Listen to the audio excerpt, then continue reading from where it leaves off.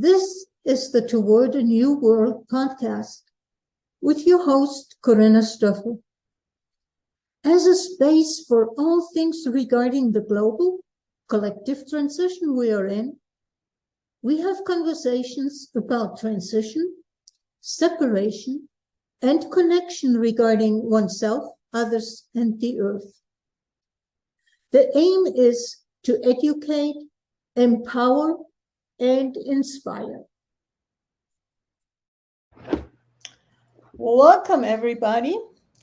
Today I have a guest, Kinde Nebeker, and we met through the Wilderness Guides Council, which is organization with international membership of people that are working in the wilderness with rites of passage, healing, etc.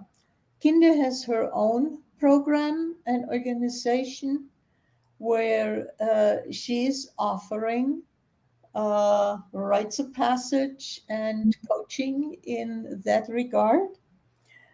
And the Wilderness Rites Council is of interest in a way because it's moving toward the new world, as what I call it, because we are using council as a way of having a conversation about any issue, any subject, and we are using consensus to make any decisions, which is quite different than having 51% ruling out 49%. 4 years ago, we selected new net keepers. They always have a 4-year term. And that was the first year that there was actually a team of 2 net keepers that was guiding the Wilderness Guides Council, and Kinde is one of them. So she's here in a dual role, talking about her own programs as well as what might come up with the Wilderness Guides Council. So first question to you, when we had a conversation the other day, you shared that you had offered grief tending that was very popular some years ago, and then sort of declined in popularity. And what you find out is that it is becoming popular again. So would you want to talk about that and the cyclical nature of things that it sort of represents? Thanks, Corinna. It's good to be here. It's fun to see you in this new and evolved role. We've known each other for a while, and it's so great to see what you're doing. I'm really thrilled and excited for you. Yeah. So actually, it was because of the Wilderness Guidance Council and because of our community at an international gathering that I had the opportunity to experience a grief tending ritual that came from the Daruga tribe of West Africa, and actually has been spread in the West a lot. And I've been seeing it all over the place. Malidoma Some and his former wife, Sabanfu, brought it to the West, and a lot of people have picked it up. So I realized, having that experience with an international group of people that were doing wilderness rites of passage in South Africa, where the vibe of apartheid still was with. You were there, were you? Not at that one. I was at the previous one, and it was probably even more there. Yeah, the first time it was in South Africa.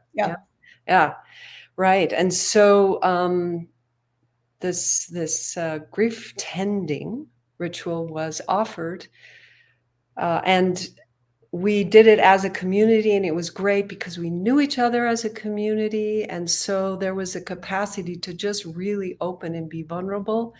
And I have Mhm. no idea how long it went out on, but what I've experienced was that after that ritual, the field in the room between us all was remarkably different.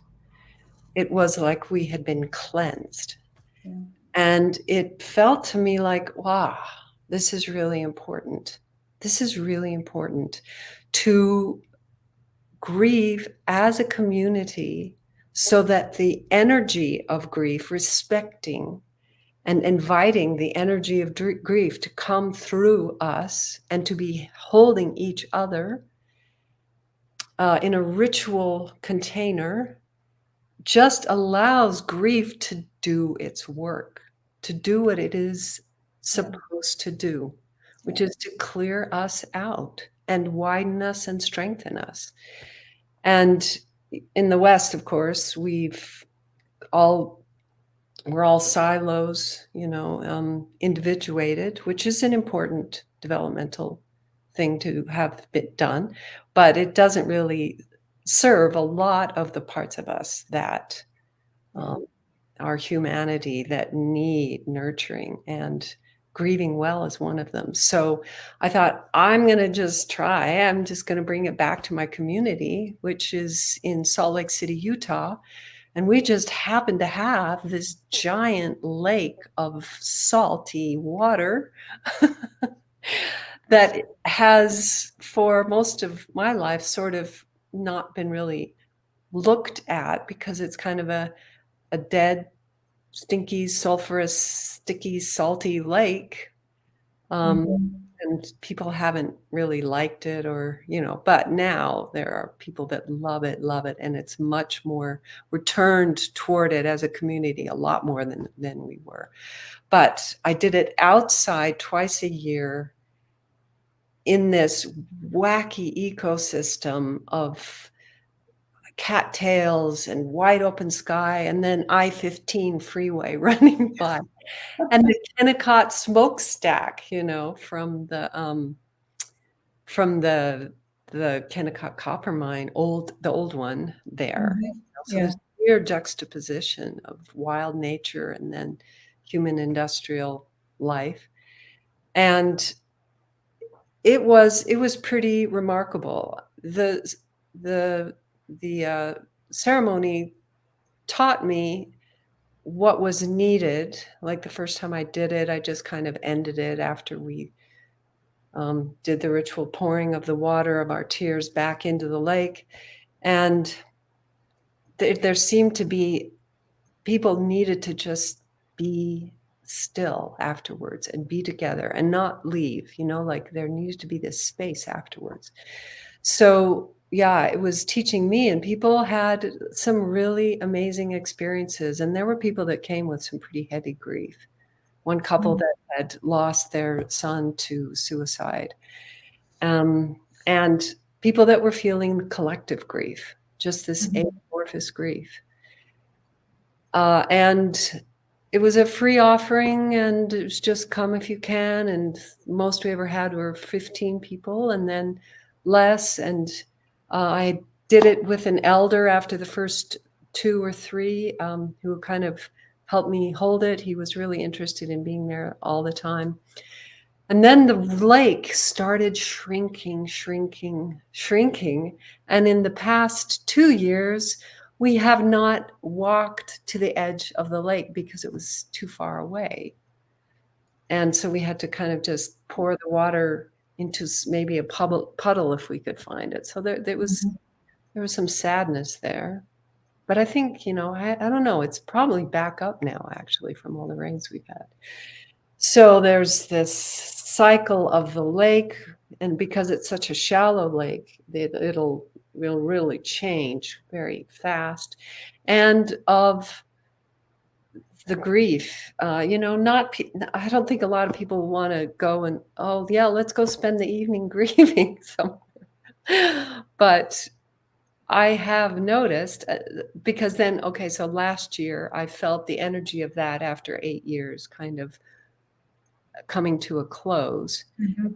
And without knowing why or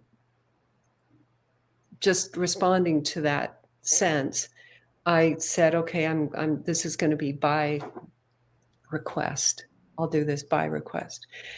And then something else just arrived in my world, which was an invitation to do this grief tending ritual at a festival, a small festival that some local people are putting on in Utah that is a preamble festival to one that they want to do in Texas during the full solar eclipse. Mm. So I was like, great. And what I found by meeting with these people, they're young people, like for me, anyone under 40 is young. So these young people were, I mean, there's a different energy field Yeah. in these certain groups of younger people that are bringing something different, and they understood and welcomed and were so excited for being able to grieve together. And that's going to be the second day of the festival, and it's going to be the only thing that the festival, only major thing that is offered. And there will be a maximum of 300 people. It's a no substance festival. So it feels on point, and it feels Mhm. very much carrying the energy of the new world. And grief is a big part of preparing us for, yeah, as we look at our shadow, Yeah. culturally and personally. I mean, grief and honoring grief in this way is so important. And I really thank those people from Africa who said, okay, the West need this. Yeah. The elders there in those tribes that said, okay, you are supposed to go and bring our gifts. What a gift. What a gift that we were just given. Yeah. Yeah. And I really see your point. Uh, how are we doing a transition from something old to something new if we're not willing to look at what we had, what we are letting go of, even if it's no longer, if we know it's no longer serving, but we were bought, really had bought into it, we were celebrating it. So there is a need to grieve in order to move, in order to let go and go into the new. So I fully get that. Right? Is it not a Yeah, very important part of a rite of passage? absolutely. I mean, what am I letting go of? Yeah, Question is so important. it is. Which actually, you saying that brings me to, I have been talking more to people about rites of passage. Yes. And what I'm sort of getting back is, oh, I'm going to design my own rite of passage. Yeah. Coming from that usual, I'm designing my own graduation, I'm designing my wedding, divorce, death, whatever, it's all individually designed. And instinctively for me, there is this, no, no, no, no, no, you don't design your own rite of passage. That's a community, that's a group thing. There is more that goes into than just what we think goes into a wedding ceremony, for Yeah. instance. Yeah. How would you see that? Yeah, that's wonderful. That's juicy. That's yummy. Um, well, I remember in, I don't know, almost 10 years ago, the first time that I had guided a 9-day classic rite of passage, the one that you and I Mhm. know so well with the solo fast. This was just a 3-day fast, and I was trying my hand at it on some land up in northern Utah that I had access to. And uh, remember walking back from the beach after people had returned on the last night, and everything, the stories had been told of their time out on the land. And so there's that calm energy of just like, it has been done. We did it. And coming back, and it was a dark, dark night, no moon. And there was a group of a few people with headlamps walking in front of me on a dirt road, and a few in back of me. And I was just by myself walking. And I looked up at the stars and I said, why does this ceremony work so well? I am just holding the container, Yeah. but the work is being done by the people and by the land. And there's something about the form of separating from what you know so well, going through a testing time, and from that separation, grieving and letting go of the fire ceremony before you go out, and then going through the threshold, and then returning to the community and being welcomed back, and then telling your story and being mirrored by a guide, or sometimes, mirrored in a lot of different ways, being heard. Mm-hmm. There's something about that process that works perfectly with our psyche, with our nature, and with the nature of how things are in the world. Yeah. It is so perfect. And oh my goodness, I've lost my train of thought. Say the answer again. Can you say the question again? It was basically, why can people not design their own Yes. rite of passage? Right. Thank you. So what I felt then was, this is some pattern embedded into nature, into probably the universe. And ancient cultures, human beings are very connected. I mean, we're still connected to those patterns, but it's obscured a lot by our mind, our thinking thought mind. Yeah. But that knowing is there. And when we can drop into that natural way of into the patterns that exist around that that transformational arc, it just works. And there are shallow rites of passage, and then there are deep, deep, deep rites of passage. So Really like that differentiation. Thank yeah, you. yeah. So I think people can make up their own, but it may be that it's too shallow to really, really create real and lasting an impression. And that if it's just individual, that's not in accordance with how things are, because we are all connected.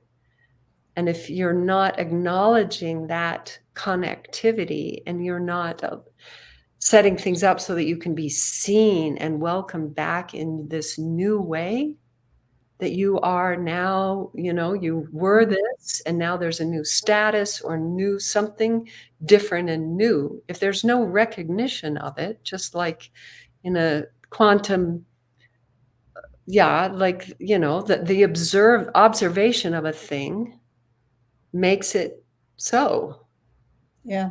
Right? So this is where the rites of passage, the wilderness rites of passage, and there are many kinds of rites of passage. And I know this one particular way that has a lot of the patterns that the cultures around the world have used, but it is with nature, very much as nature is the mirror.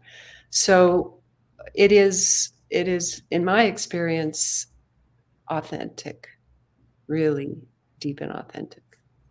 And I mean, just thinking back at my very first rite of passage, how the amount of peace that came into my world that was not there before. Mm. The fact that I could spend a day not even thinking, just being. Yeah, I dubbed it, having little kids, I dubbed it the best vacation I ever had because during that whole time, I wasn't in charge of anything. right. Having the mirror of nature during that time, I remember so well creating that circle for the last night and sprinkling cornmeal. Mm. Then, when I approached that on the second day or third day, the cornmeal was gone. And so I redid it with cornmeal. And then when I approached it for the last day, there was a kangaroo rat that was having a feast on the cornmeal. But it created such a deep connection in me to the earth, Yeah, which shifted from then on, step by step, so much. And then having that mirroring experience, uh, that is nothing I could have done for myself. Yeah, right. technically, I could have gone out and just went through, jumped the hoops, so to speak, but it doesn't do the same, it doesn't have the same impact, the same depth of impact. Yes, yes, yes. No, I remember the times that I've been out fasting as well, and Yeah, mm, that it's a very natural, healthy way to create this altered state where that thinking ego construct, that conditioned mind, just doesn't get enough food, and it goes away, and what's left is your true nature yeah, in yes. relationship with Mother Earth, nature, and that depth of belonging and connection. I feel like we're all starving for it, living in a civilized world, starving for it. Have you, saying civilized world, have you ever watched, God, that movie with Clint Eastwood and Lee Marvin, where he sings the song that the world is too civilized even for snow? No, but I can imagine those two actors. It was incredible, yeah. Yeah, yeah, we're So, starving. I just am realizing where we're really starving is not when we go out and fast on the land, but when we're living in too much of a heady, thought-based world. although interestingly, I am part of a community around Sac Bush, and Mhm. they do twice a year a 5 day fast just to give the body a vacation, I Yeah. dub it, to not have to digest and work and do the same thing. And I realize how much the mere thought of not eating is scaring the shit out of people. Yes. Oh, yes. Oh, yes. And I was the first time they did it, and I wasn't prepared for fasting per se, but just the way they were doing it, I said, no, it's been long enough for me having done a vision quest. I think I'll do a vision quest and not just fast in the usual, but it being December, being snow outside and cold, I stayed home, Uh-huh. but I also fasted from technology. Yeah. So I did it as if I was out in the wilderness. Right. I had my journal, and yes, I had the convenience of a bed, and I had the convenience of a warmer environment. But otherwise, I did it the same way as if I would have been out in the wilderness. For 5 days you fasted. No, I did for 4. For 4. I broke, I thought about breaking the vision quest aspect after 4 days and then fasting another, but I got no, it's done. Uh-huh. And so I've learned better than, no, I made that decision and therefore I'm following the energy war nowadays. Yeah. And so I just overall Yeah. stopped And self-defense. how was that experience? How would you Deep. was There it? was so much going on, and Ah, it was interesting. The first day it took me a while to get into the groove of this thing, but you can almost see it reflected in the journal entries. They got longer and longer and more every single day. yeah, yeah, as you spiral down, huh? Yeah, exactly. And so it was absolutely incredible for me. Well, that's great, and I think, Corinna, because you know rites of passage in the form that we are familiar Mhm. with, that then to do it yourself was I different. didn't quite do it from that perspective. I didn't quite do it myself. I did tell a good friend who's also a rite of passage guide, Uh-huh. and I called her, I think, a day or two after I broke my fast and shared with her using my journal entries of what had happened and allowed her to mirror back. Awesome. I know better. Awesome. Yeah, yeah, yeah. That's great. Very, very interesting. So there is and I have done different ways. Like once I remember way back when that with a friend we wanted to do a rite of passage and base camp each other, and then she had to cancel, and I said, so okay, I cleared my calendar. What am I gonna do? Huh. Oh, I used the four shields and I went to Great America, of all places, for the What? South. Amusement park? Huh? What you Yeah. went to the amusement park? But I went with the intention of seeing how the child of me was in that environment. Oh, Setting an intention, right, it was totally different than just going for the fun of it. right. When I went with my kids, was totally different than Sure. it was a totally different space. The second day I went into to the Pacific, still living in California, so I was close to the coast, and I just spent the day there, looking west, I see. So just being present. the four directions, the four shields model that we use, you went each day to a different direction on the On card the uh, yeah, wheel. with intention of being fully present Got it. and really exploring it, really allowing it to inform me. So there is, and again I did afterwards the storytelling and so on, but there Yeah. is ways to play with it from my perspective that allow people to be in nature without having to hike into a base camp and then camp for primitive camping for 3 4 days or even longer, because base camp is also somewhat primitive. Hmm.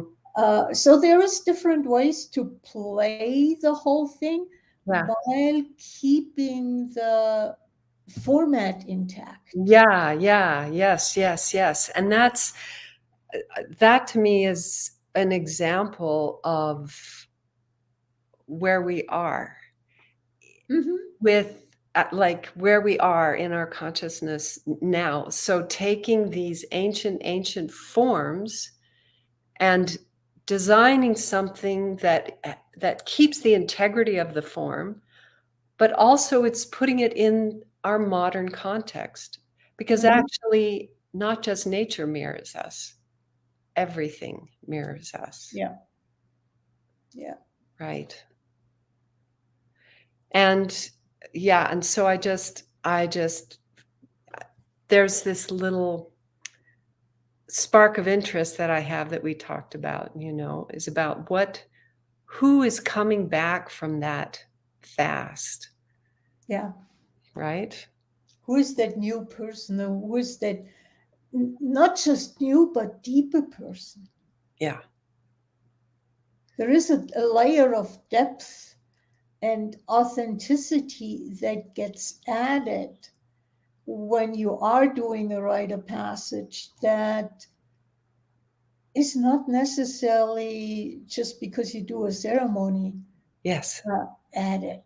I Yeah. mean, I didn't get any deeper by getting married and having that whole ceremony. Yeah. Yeah. Yeah. Right. Right. Yeah. I mean, one of my favorite things as a guide is to, after the third, fourth day, where I've been sitting in base camp and sending prayers to all of those individuals that have gone out to be Yeah. in their chosen or the solo spots that called them. Mm-hmm. And I know that they're having boredom, they're having, you know, crazy experiences, fear, whatever, it's all happening. And I'm just like, and I hope they're okay. I hope they're okay, even though all the safety systems are in place. But when then they come back through that circle that we make out of sticks or stones, that is the threshold that they go down into and become Mm-hmm. spirits, when they come back and I smudge them in with blessings, who I'm smudging in is the most beautiful Yeah. experience, their most beautiful thing, because who returns is that essential person Yeah. with the ego thought constructs dropped off, gone. Yeah. Now, not everybody. There are people that come back that still are, that have it's a process, but then there are people that come back that maybe I wouldn't expect it. People that have never camped before come back shining, so it has nothing Mm-hmm. to do with how much experience you have doing this. It's just sort of like where you are in your journey, and it's all good. But that then I find that it brings forth that same essence, that piece of consciousness that has my own flavor to it in response to them, and we see each other. Yeah. And that is precious. That is liberating. That is amazing. And that is so different from what we experience on a day-to-day basis, It is. seeing other people. It is. It is. That's what it just popped for me is that's what gets started in a way with using counsel as Mm, a way of communication. yeah, that's right. That's right. Yes. Yes, yes. Yeah, where we're all sitting and listening deeply to each other. Mm-hmm. And that creates a field of presence Yeah. that where we all know we belong, and we then are free to speak what's on our hearts. And then that collective intelligence just is so clear.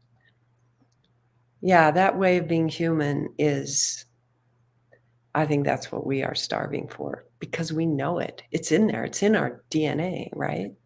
Yeah. It's you could almost say it's sort of like our DNA is knocking at the door. Yeah. Wake up, there is more possible. Yeah, and then actually at some point I think you realize that every leaf, every tree, every car that goes by, I mean, just the whole sensory experience of being alive when you are when you have the veils dropped or you drop them, however that works, I don't know, and then the mystery starts to ooze out of everything, Yeah. waking you up. Yeah. Yeah. But that rite of passage form is the design of it is intrinsically geared toward allowing that, dare I say, the awakened self to come forth, to be seen. Yeah. And so looking at where we are right now as a global society, Yeah. as a US society, but also globally, Hmm. um, it feels to me, with all the systems breaking, that we are in a transition. And how much would you say that undertaking a rite of passage, getting that experience of a rite of passage, would support people in moving through that transition in a different way, instead of just, oh, I can do anything, I hope a politician is making the right decision, or I'm afraid, I don't know what to do, whatever is going on for different people. Yeah. That's a great, great question.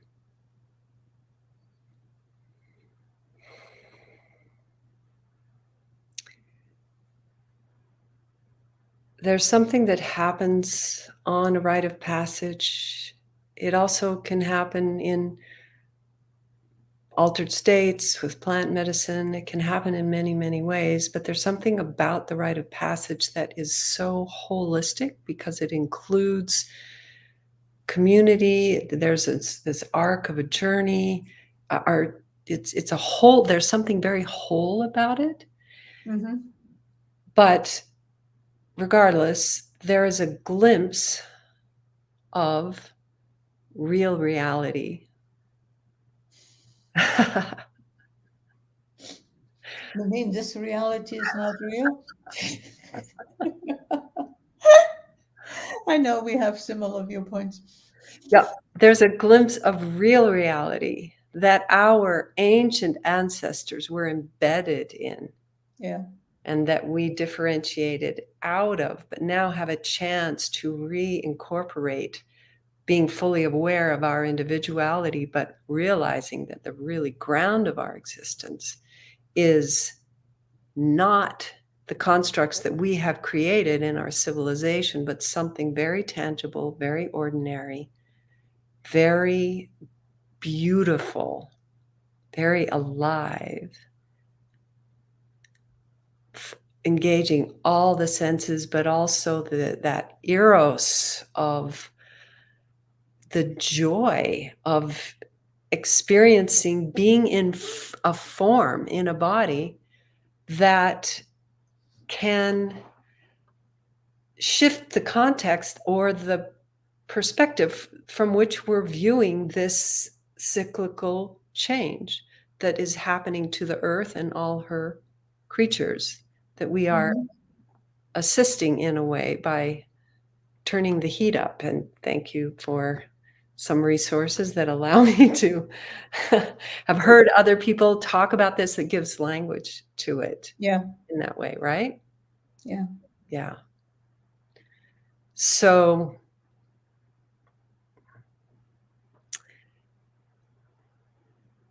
from one perspective, I don't know, for me, if I ever am around mountains, I'm always amazed how you can change from where you're looking at the mountain from, and it looks like a completely different mountain. The features are not the same. The height is not the same. It's just not the same thing. Mm-hmm. And so similarly, with everything that's going on right now, if one can have the experience of going through a rite of passage or touching into that world that feels like the world behind the world, but it's the real world that our egos and brains just cannot get a grip on. That just eliminates the or it substantially reduces the fear, the angst, Yeah. I mean, because it's changing the place from which you're observing. Yeah. Yeah. Yeah, I know you know that. And I'm wondering, because it's come up in a different context during the pandemic, that our healthcare system is actually a death prevention system, which puts it in a totally different perspective. Uh-huh. And from the same, how much, and I know from myself, how much rites of passage have changed my relationship to death. Yes. There is that, I know people who fight change because on some level they get that if they change, there is a part of them that dies. Yes.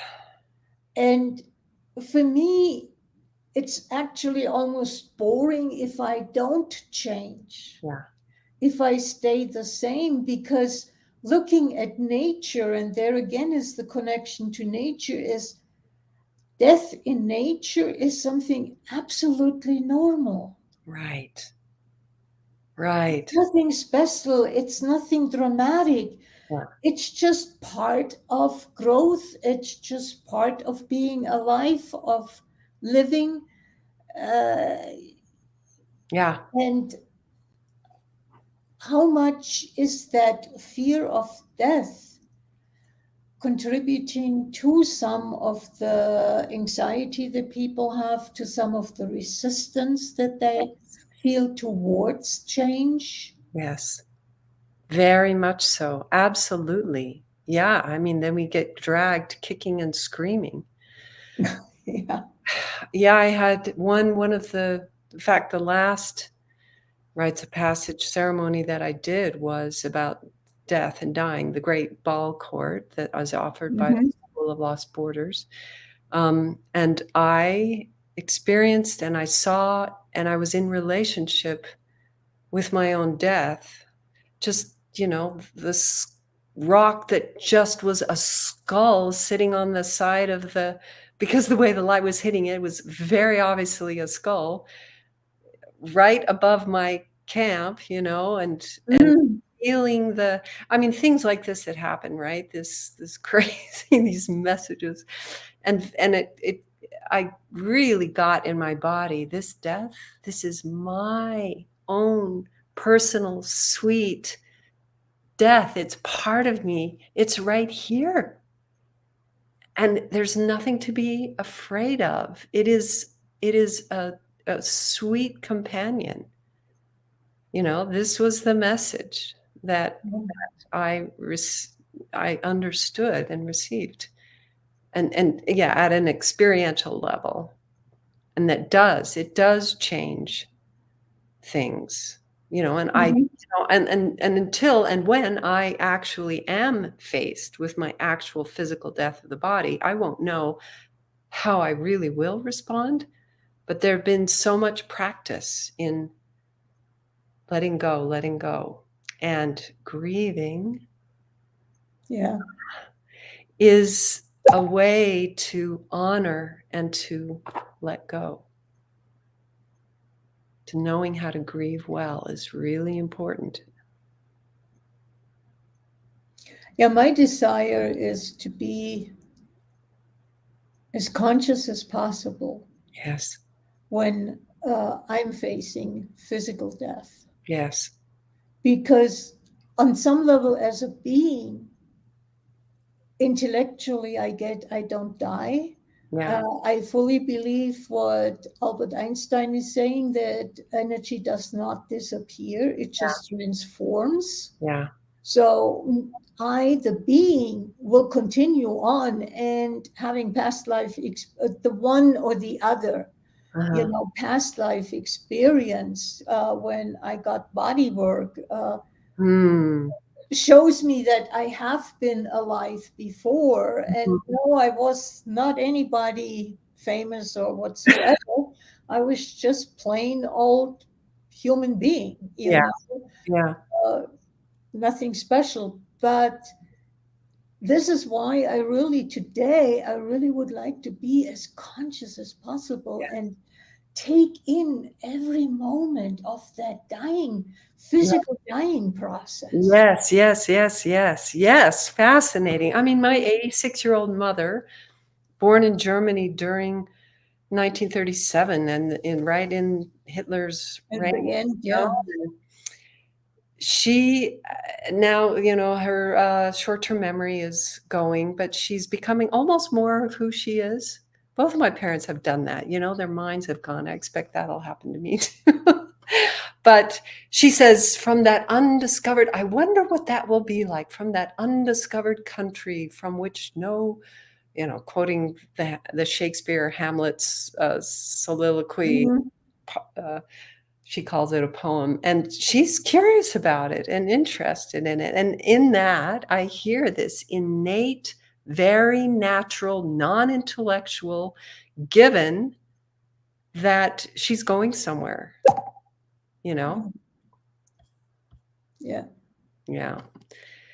Um, and I just have to say, came across my email that there's a business, a place in Seattle called Recompose that is composting human bodies and takes 2 months, and you're completely composted into rich soil.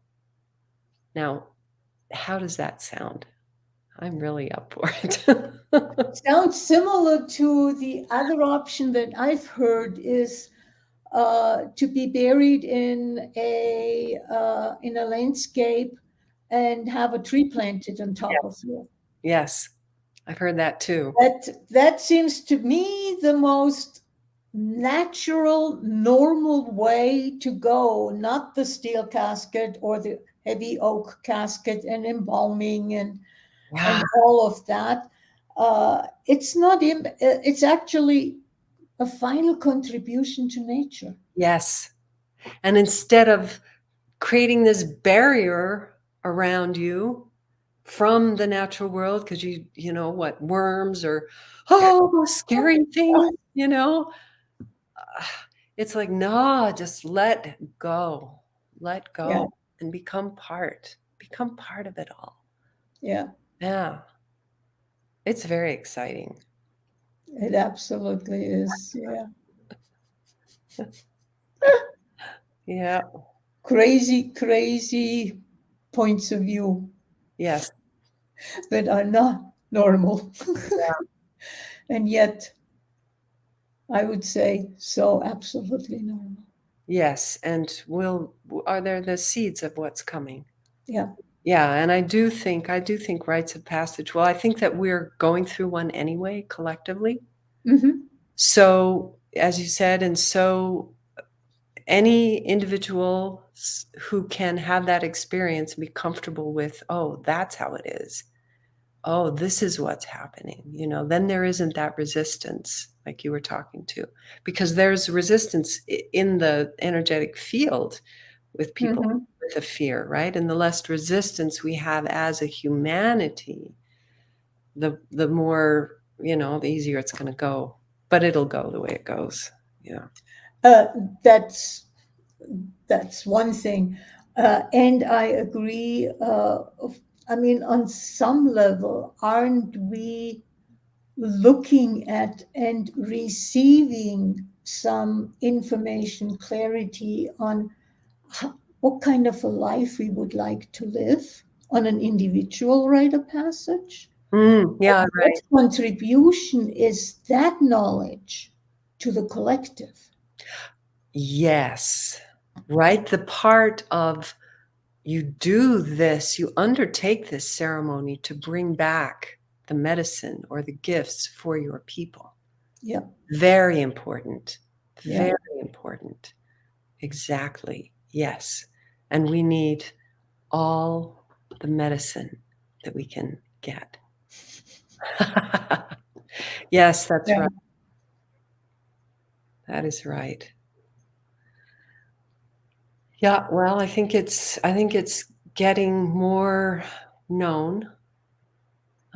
There are more guides and more trips happening, through the Wilderness Rites of Passage the Wilderness Guides Council. We see a little bit of that, and then we also know that there are a lot of people that are doing rites of passage that are not part of our network. Hmm.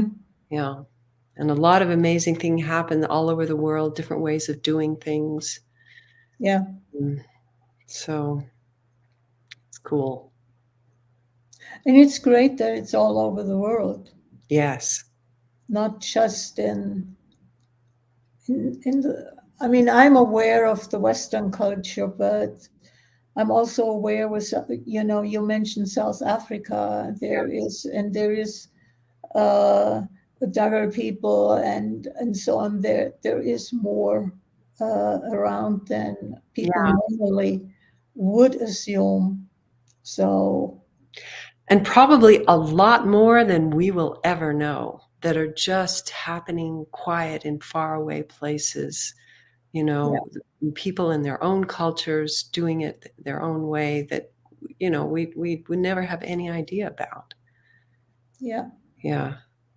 Yeah. I think here in the West, we, mostly white people, are trying to find our own traditions that were lost, you know, yeah, very much so that we can be connected to our ancestral lineage, which is no longer on this land, so that's a whole nother story about, the cultural yeah. aspects of it. We come from all over the place. Yeah, right. Yeah. Wow. It feels like we've reached Mm, a point of landing. landing, yeah, a, arrival or momentary arrival. Momentary arrival. Because nothing is permanent at least not in my world. No. You know, uh, I'm tomorrow. I'm a different person than I'm today, and then today I'm different than I was yesterday. Yeah. It's just continuous, and being okay with that. Yeah. Not holding on to anything, no resistance. Wow.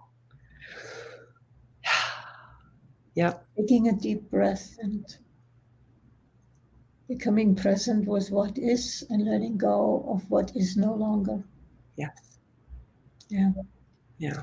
So thank you so much, Kindy, for that conversation. It was absolutely enlightening for me, and I enjoyed it thoroughly. And I hope that it is a contribution to other people who will eventually listen to it. Yes. Uh, Yes. and I'll put the links in the show notes, and then get you the link so you can use it in any which way you choose to. Wonderful. Thank you. Yeah. Thank you so much, Corinna, for what you're doing and for this opportunity. And yeah, I hope anyone out there who sees this either live or in the future or in the past will be inspired to yeah, if you hear the call, You hear the call? Follow the call. follow the call. Yep, that's the invitation. Cool. Okay, take care, and Thanks. thank you very much. Okay. See